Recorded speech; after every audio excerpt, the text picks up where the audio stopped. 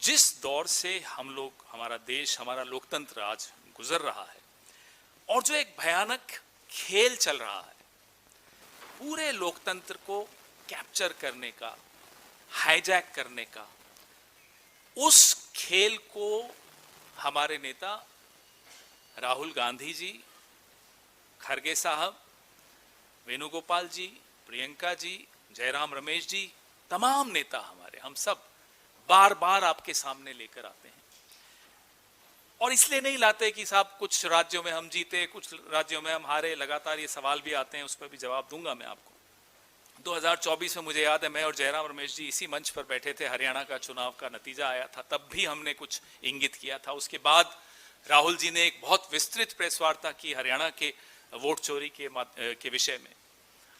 कर्नाटका के अलंग, जहां 6015 वोट का हेरफेर कैसा हुआ था, वो आप सबके सामने रखा। महाराष्ट्र में 5 महीने के अंतराल में 40 लाख कैसे नए वोट इंसर्ट कर दिए गए, लिस्ट में डाल दिए गए, वो हमने आप सबके सामने रखा। ऐसे अनेक उदाहरण आपके सामने रखे। तो ये कोई पहली बार नहीं है कि हम लोग आपके सामने वोट चोरी की बात कर रहे हैं।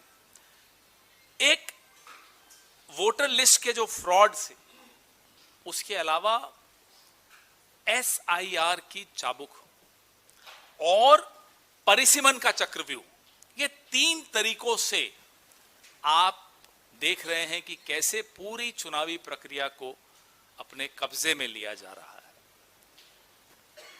ये इस देश में और हमारे जैसे लोकतंत्र के इतिहास में, अगल बगल के देशों का मैं नहीं उदाहरण लेना चाहता, मैं नहीं चाहता भारत की तुलना हमारे अड़ोस पड़ोस के देशों से करूं, लेकिन ये कहीं देखने को नहीं मिलता जहां भी एक परिपक्व और स्वस्थ लोकतंत्र है। हमारे देश में एक परिपक्व और स्वस्थ लोकतंत्र रहा है, उसमें इस तरह का 3 तरफा हमला, मुझे लगता है, हम सबको लगता है कि जो लोकसभा के परिणाम थे, जिसमें एक माइनॉरिटी सरकार चलाने पर नरेंद्र मोदी जी को विवश कर दिया, उसके बाद एक षड्यंत्र रचा गया कि कैसे चुनावी सिस्टम को पूरी तरह से ध्वस्त कर दिया जाए।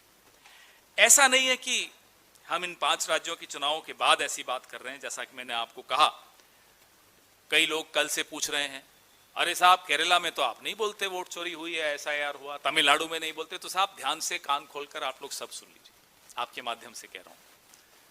कमल कहां खिलता है? कमल खिलाने से पहले पहले कीचड़ फैलाना पड़ता है। जहां जहां कीचड़ फैलाया, वहां वहां कमल खिला। अब तमिलनाडु में कीचड़ नहीं फैल पाया तो कमल नहीं खिल पाया, केरला में कीचड़ नहीं फैल पाया तो कमल नहीं खिल पाया।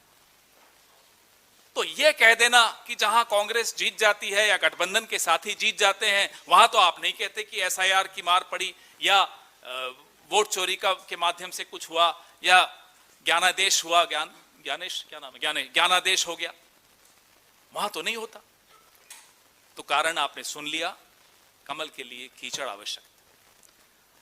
केरला में 1 से 3 सीटें या 2 सीटें, जितनी भी अब इनकी बड़ी हैं, हर जगह प्रयास किया जाएगा कि पहले कीचड़ फैलाया जाए। आप इनका टूल किट देख लीजिए, आप इनका मॉडल देख लीजिए, पहले कीचड़ फिर कमल।